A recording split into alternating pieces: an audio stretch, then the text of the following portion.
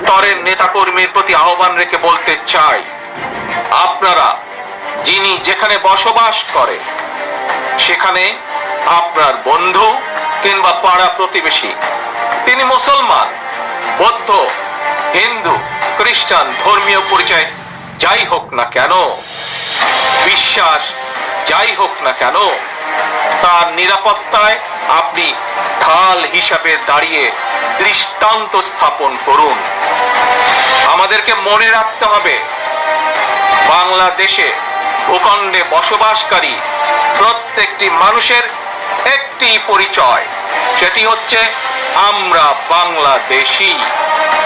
অস্থিতিশীলকারীদের আমি হুঁশিয়ার করে দিয়ে বলতে চাই, পুলিশ কিংবা ধর্মীয় সংখ্যালঘু জনগোষ্ঠী আজ থেকে, এই মুহূর্ত থেকে হামলা কিংবা নৈরাজ্য বন্ধ করুন।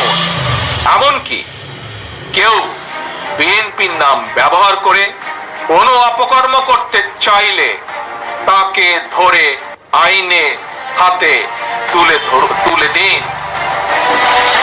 কোন পুলিশের বিরুদ্ধে কোন সুনির্দিষ্ট অভিযোগ থাকলে সংশ্লিষ্ট কর্তৃপক্ষের কাছে যথা নিয়মে অভিযোগ দায়ের করুন।